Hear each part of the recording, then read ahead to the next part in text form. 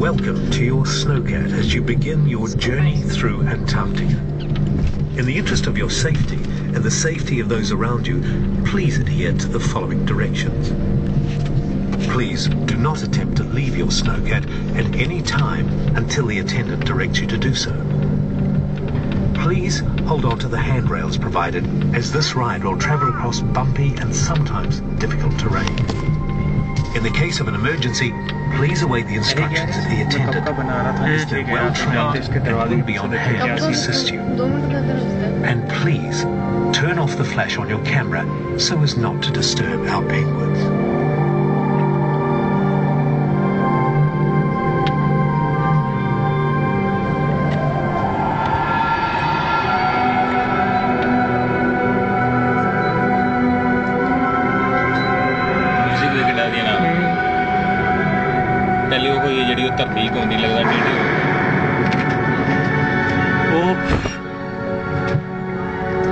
Whiteout conditions such as you're experiencing now are common in Antarctica. They're caused by a combination of strong winds and ice. Disorientation and extreme cold mean that your only option is to stay in one place.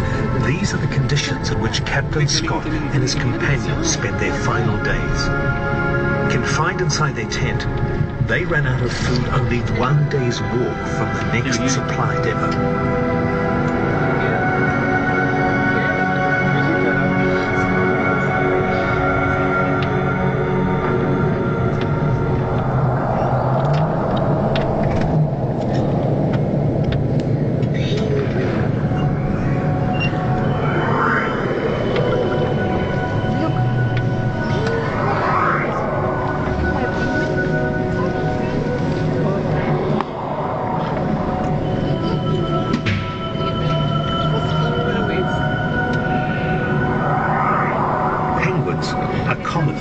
Flightless birds.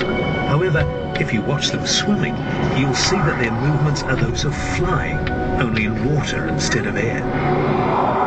They use their powerful wings to propel themselves and their feet and tail to steer. Some penguins can dive to depths of over 400 meters.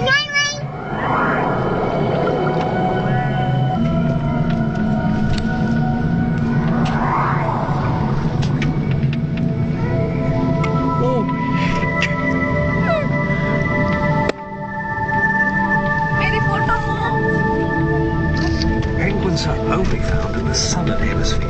At Kelly Tarleton's we have two species of penguin, king and gentoo. The kings are the larger of the two, with orange and yellow colouring around the head and chest, while gentoos are the smaller black and white variety. Both are common around the subantarctic islands. Our penguin enclosure simulates the subantarctic in both lighting and temperature, and we produce up to 3 tons of snow every day. The penguins are fed mainly herrings, sprats, salmon and squid. Swimming in extremely cold temperatures means that waterproofing is essential to prevent water penetrating through to the penguin's skin. When on land, penguins spend a great deal of time preening, spreading a waterproofing oil produced in the gland at the base of their tail all over their feathers. They're kept warm by a layer of fat or blubber, and by dense and numerous feathers up to 30 per square centimetre, more than any other bird. Penguin feathers wear out after about a year, so must be replaced. This process is called molting. Unlike other birds, penguins must molt all their feathers at once in order to remain waterproof. Penguins cannot swim and therefore cannot feed during the molt. They gorge themselves prior to molting, and then rely on their layer of blubber for nourishment as they molt. As a result, they may lose between 20 and 30% of body weight during this period. The entire process can take 4 to 6 weeks. The gentoo penguin breeding season is from October through to December. Each pair lay 2 eggs in a nest constructed from local material.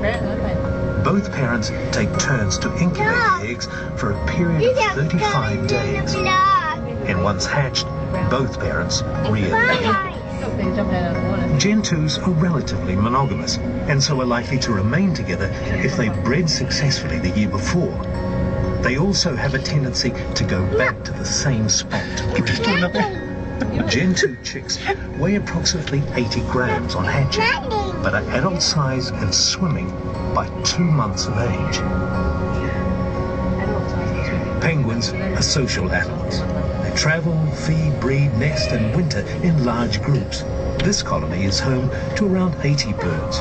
In the wild, colonies can number in the millions. Males and females have slight physical differences. Males are generally larger and have longer beaks than females. To assist the bird curation team at Kelly Tarleton's, our penguins each have a coloured band around one of their wings. This way we can monitor the health and keep a feeding record for each particular bird. At the edge of the frozen sea, many penguins and sea mammals gather, taking advantage of the rich waters. Penguins feed on shrimp like krill, as well as squid and fish. Penguins are in turn hunted by leopard seals. But the ultimate predator in Antarctic waters is the orca, from which not even the much feared leopard seals are safe.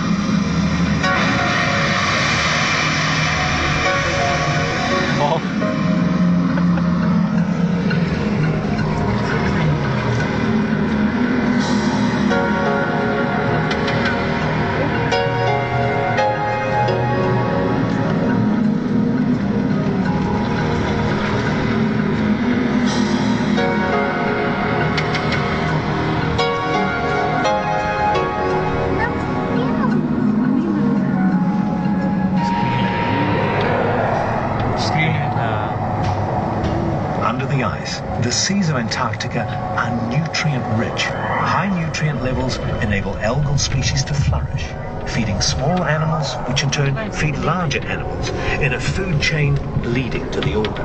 However, some large animals, such as the minke whale and the world's largest animal, the blue whale, bypass this chain by feeding directly on krill. The flags here represent signatories to the 1961 Antarctic Treaty. A simple document, the treaty protects Antarctica and states that it should continue to be used for peaceful purposes, while ensuring freedom of science and scientific exchange.